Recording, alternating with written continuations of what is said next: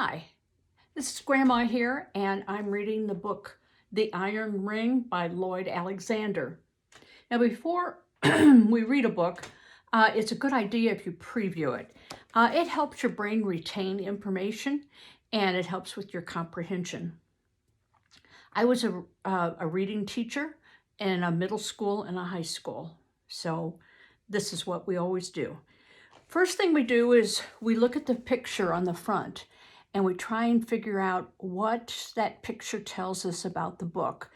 It tells me it does not take place in the United States. It tells me it does not take place today. It is sometime in the past. And it looks like from the buildings in the background that it's in another country. And the clothes that he's wearing, we can tell that, and the sword that he has held up, that does not take place today. And we read what the cover says. The Iron Ring. Tamar is on a journey to save his life and his soul. That's interesting. Then we look at the back of the book and we read what it says. Was it a dream or was it another kind of reality? When Tamar, the young king of Sundari, loses a dice game, he loses everything, his kingdom, its riches, and even the right to call his life his own. His bondage is symbolized by the iron ring that appears mysteriously on his finger. To Tamar, born to the warrior caste, honor is everything, so he sets out on a journey to make good on his debt and even to give up his life if necessary. And he enters into a world where animals talk, spirits abound, and magic is everywhere. So then we open up the book and we see the author's note. I'm not going to read all of the author's note, but I am going to tell you a few things that are in here. First of all, this is a story from ancient India, and it is part of their mythology. The mythology, I'm going to read this part. This mythology may seem alien, strange, and even forbiddingly complex. As in any encounter with a different culture, what appears difficult or incomprehensible quickly grows familiar. The farther we journey through its rich landscape, the more we understand that what lies beneath this brilliant, exotic surface is, in essence, a world we clearly recognize. The warrior's code of honor, for example, is nearly identical with the knightly code of chivalry. Earth-shaking clashes between good and evil, courageous heroines and gallant heroes, steadfast love, daring rescues, loss and recovery. These are elements in our universal heritage of story. So what they're saying is this story is going to have similarities to stories like King Arthur. Dharma, D-H-A-R-M-A, the driving force in this present tale, is equally familiar. Now, one of the things I want you to be aware of when reading this is that there are some words that are italicized. And those words are words from the Indian language. And usually the author will explain it right after the word. And that's what he does here. Dharma, comma, the driving force in this present tale is equally familiar. It encompasses ideals of goodness, conscience, doing what is compassionate and right. These qualities and values lie at the head of all the world's great literature. So that's what Dharma is. But continuing with this, we have the table of contents, and we see that this book is divided into 3 parts. The Iron Ring, In the Forest, 4 parts. Ranapura and Jaya. And then we see, by the way, I love the way this book is set up. It has all the things in it that any book should have. It has a list of characters and places. It has a map. Those are my two favorite things that any book has, is a list of the characters and a map, especially when the names of the places and the names of the characters are very unfamiliar to us. So then the book begins, but now I'm going to go to the very back because I saw something else that I really, really like about this book, and that is it has a glossary. So we have a place that's going to tell us, if we forget, who the characters are and how to pronounce their names, and if they have strange words that we're not familiar with, like acharya or aksha or asharama or even caste, C-A-S-T-E. And we'll talk about that later. So let's begin the book. So we're beginning part 1, The Iron Ring, and chapter 1, A Friendly Game of Aksha. Now, again, if you want to find out what Aksha is, the glossary on page 282 says it's a gambling game involving dice throwing. Okay. Elephants were in Sundari Palace. Okay, so we look on the map and we see where Sundari Palace is down here. Okay, I'm going to begin again. Elephants were in Sundari Palace courtyard. Half a dozen more, torchlight flickering on tusks ornamented with gold bands and ropes of pearls. Horses with jeweled saddles, chariots flying, flags and banners, and a dark figure striding toward the gates. Servants ran to wake the young king, Tamar, already up and watching from his balcony. Curious, naturally, not altogether pleased. No more than anyone would be, jolted out of a sound sleep by unexpected elephants. Lamps were being lit throughout the palace, where Rajaswami bustled in. And again, if you need to know who he is, remember we have right here a glossary of people in the front. And Rajaswami is Tamar's old teacher, unfailingly cheerful, who always urges him to look on the bright side.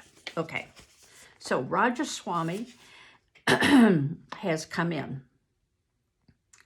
Dress quickly, my boy. I'm told someone calling himself King Jaya has arrived. Most remarkable. I've never seen the like. Clearly a great monarch, a veritable maharaja.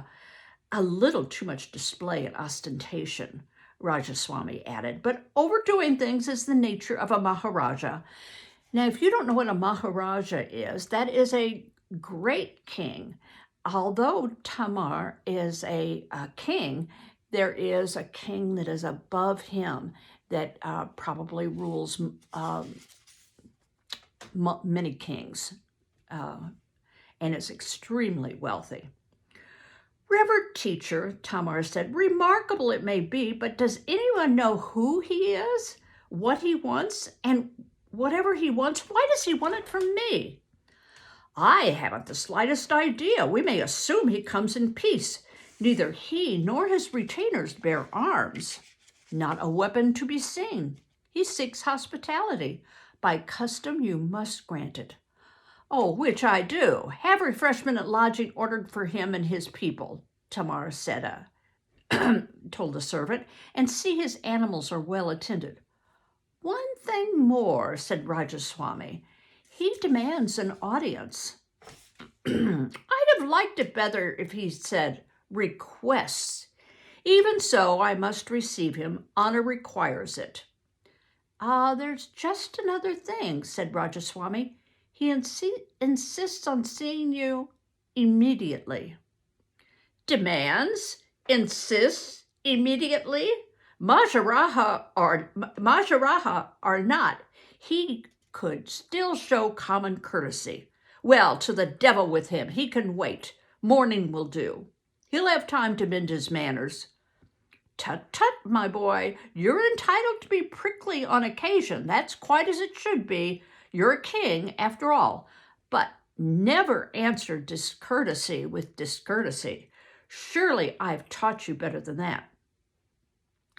Rajaswami had indeed been his instructor from his earliest childhood. Tamar's army commander, Darshan, had trained him in skills of a noble warrior, uh, which is called Kshatriya. Kshatriya, Kshatriya.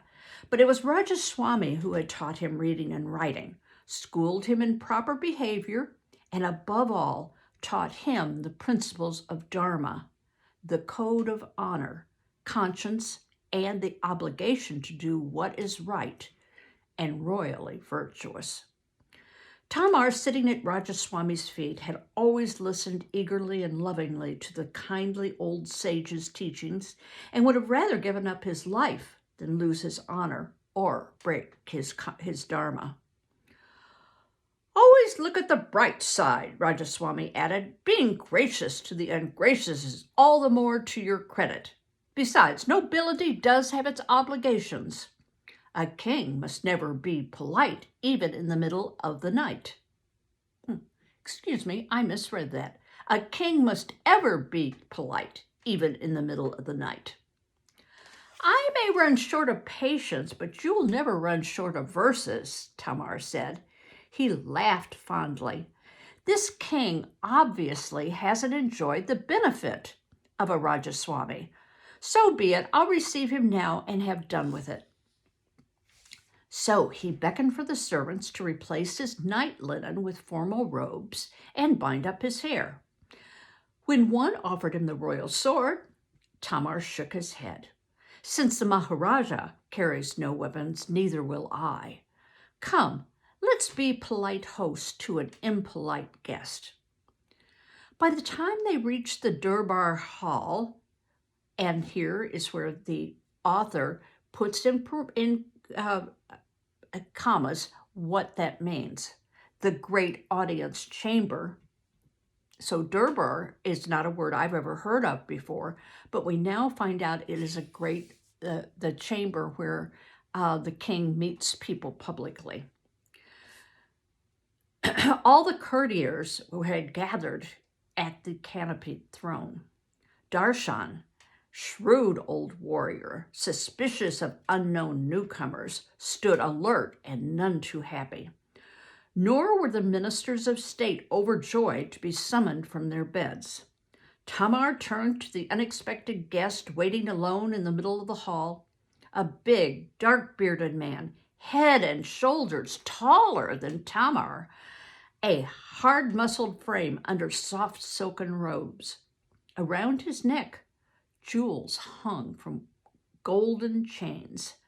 Bracelets gleamed on his wrists and forearms. His heavy-lidded eyes seemed to have looked at the world and found it insufficiently amusing. Be welcome, Tamar pressed his palms together like this. I hope your patience has not been too sorely tried. We are not used to such grand and urgent visitations. I should think not. Forgive this intrusion, Jaya replied, as if it made no difference to him whether he was forgiven or not. I am on a long journey. My people and animals are weary. Night fell upon us.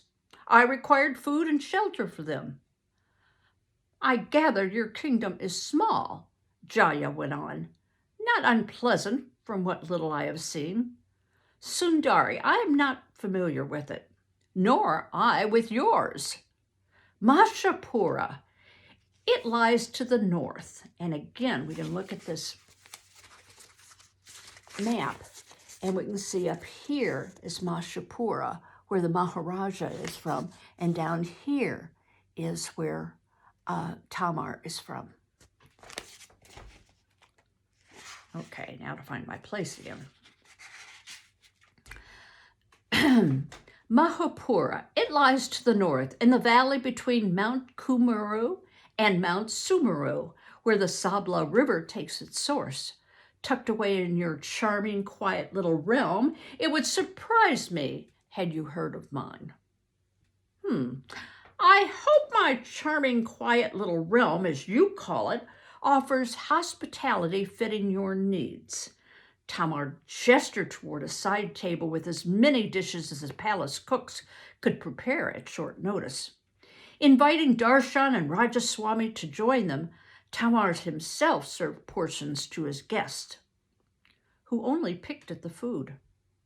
When Darshan tried to draw him out, asking details about Mahupura, the nature of its fortifications and warriors, Jaya shrugged.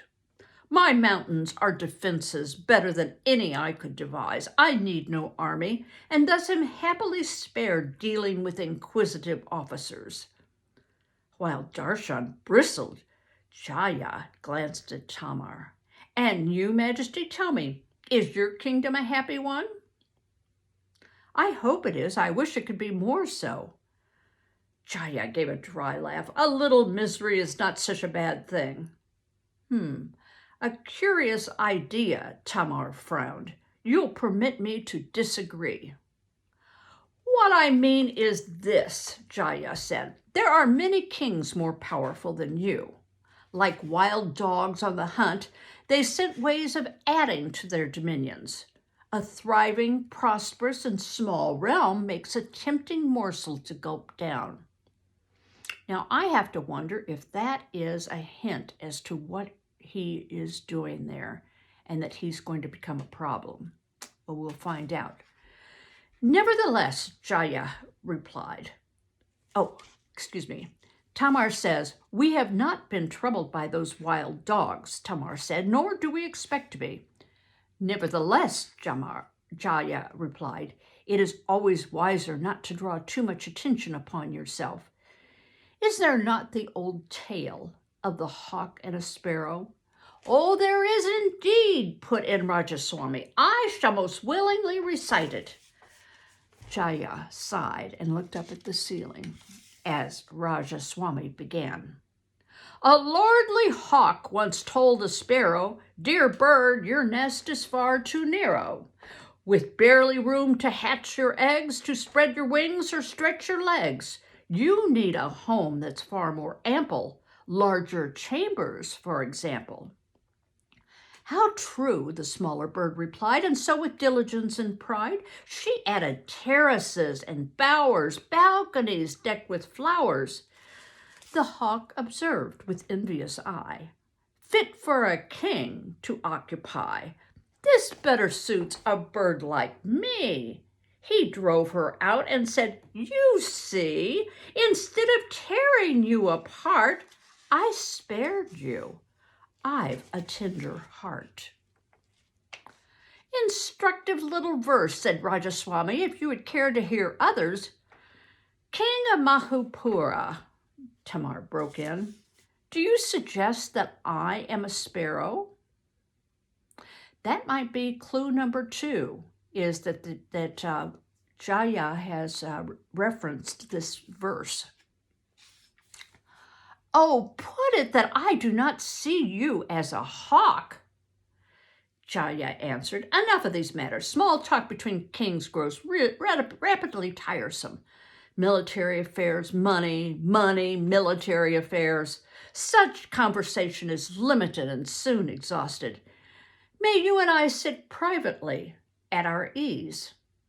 If you wish, as Tamar rose from the table, Darshan plucked at his sleeves. Majesty, let me stand at your side, he murmured. This king troubles me. Oh, he troubles me as well, Tamar said in passing, though not for long. Why should he linger and delay his journey? Under my roof, what danger can there be? He led King Jaya to a chamber adjoining the hall. After his guest had settled himself on a couch, Tamar spoke plainly. King of Mahupura, what business have you with me? So urgent it could not have waited a few hours? My urgent business at this moment, Jaya said, leaning back among the cushions, is to rest in comfort, perhaps with some small distraction to lighten a tedious day. Do you wish music? Let me summon my performers to play for you. In Mahupura, I keep my own musicians. None rival them in sweetness and sound. They have regrettably spoiled my taste for anything less. Oh, naturally they would. Singers, then. Dancers? Not comparable to yours, no doubt, but they may offer modest entertainment. Jaya stifled a yawn. Tamar, his presence rubbing a little ragged, went on. Acrobats? Jugglers? My household, as you have observed, is limited in its diversions. Jaya glanced around the room. His eyes fell on Dice table with its ebony cup and ivory cubes. Do you play Aksha? Remember, Aksha is a game with dice and it involves betting. Oh, only to pass an idle moment. It's more of a child's pastime. The game turns neither on strength nor skill, only luck. Exactly. That's why it pleases me. A king's commands are obeyed to the letter. His orders carried out to the last jot and tittle. It is amusing and refreshing from time to time for a king, whose word is law, to subject himself to the vagaries of the dice and bow to a law greater than any of his own, the law of chance. Will you play a while? A friendly little game. If you like. Tamar brought the table and set it between them. Jaya nodded, and with the first flicker of interest that Tamar had seen from him, as your guest, Jaya said, it is I who sets the stakes and first rolls the dice. Agreed? Of course, that is the rule. The wager, what shall it be? Jaya toyed with his beard. Something of no consequence, a mere token for the sake of the game. From his neck, Jaya took one of the chains, which he dropped offhandedly on the table. For you, King of Sundari, to match. Tamar stiffened. The links were heavy, of solid gold, worth more than enough to keep all his household fed and clothed for many months. What made him catch his breath, though, was not the chain alone. Twice the size of a dove's egg, the diamond flashing at the end, was a fortune in itself. Oh, does this inconvenience you? Jaya glimpsed the look on Tamar's face. We are kings, not children playing for sweetmeats. Once laid down, the wager cannot be changed. But in our harmless amusement, the rules may bend a little. I gladly withdraw it for something less, better fitting your circumstance. No, it stands. Tamar's chin went up. We play by the rules, as they are. I have no single jewel like this, but I will have all my finest gems brought. You shall choose as many as need to equal its value. Oh, leave them to your treasury. We shall settle once the game is over. You have pledged them. Your word is sufficient. Jaya dropped the cubes into the ebony cup, rattled them a moment, and rolled them out. He raised an eyebrow. A number difficult to surpass. The odds favor me, it would seem. But who knows the subtle ways of chance? You now, King of Sundari. Tamar, in his turn, shook the cup, cast the dice onto the board. Chapter 2, The Iron Ring. King of Sundari, Jaya half smiled. I spoke of the vagaries of the dice. Here you see proof. The odds were in my favor, yet fortune stood at your side. You have won. Yes, Tamar breathed again.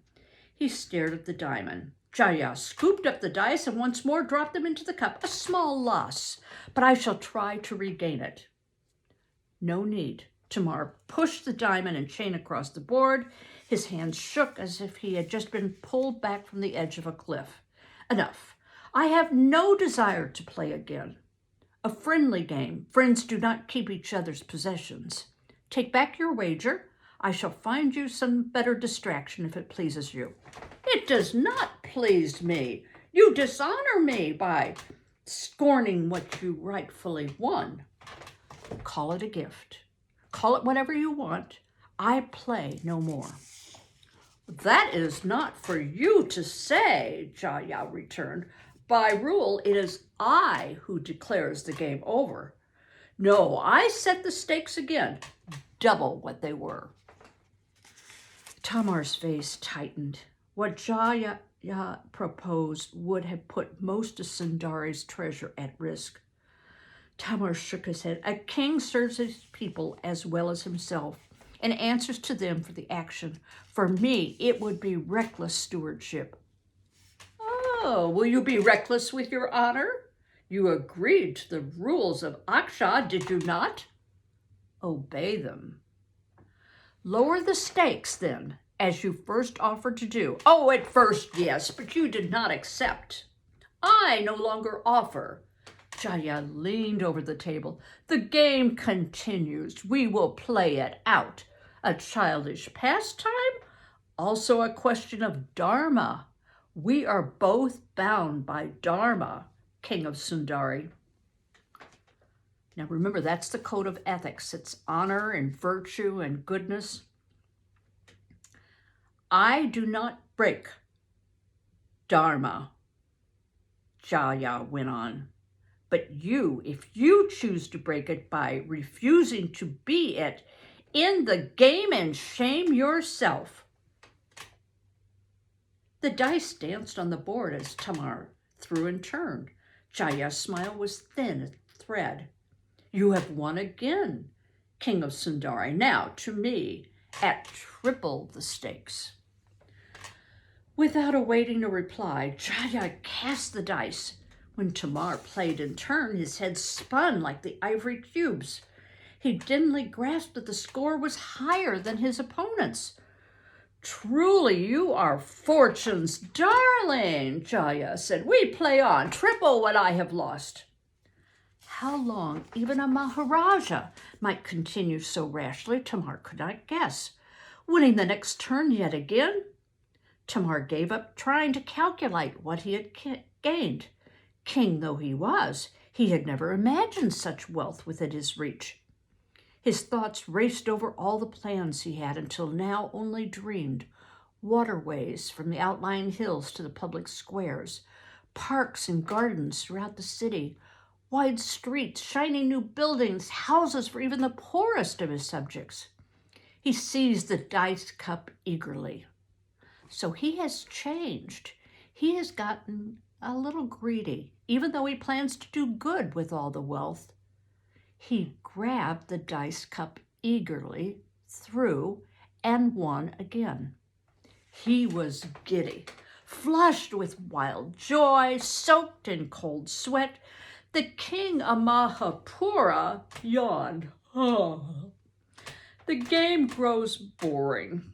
One final throw for each of us, but to play for meaningless trinkets, surely there are more exciting wagers. Something to add a touch of spice, a little stimulation. Well, wager what you please, Tamar said impatiently. The game had caught him up and held him in its arms like a lover whispering in its ears. Honor binds you to accept it. As I do, lay down the stakes. Life against life. Tamar's head went back as if he had been struck. He was suddenly cold. I do not understand. Very simply, Jaya folded his arms and looked impassively at Tamar. Win, my life is yours, to do with as you please. Lose, your life is forfeit to me. Oh, I cannot. Oh, can and must. With a lazy movement, Jaya scattered the dice over the board. He pursed his lips. Fortune still favors you. My score is small, easily surpassed. Tamar's fingers had gone numb. Scarcely able to hold the cup, the dice seemed to leap out by their own will. King of Sundari, Jaya said, you have lost.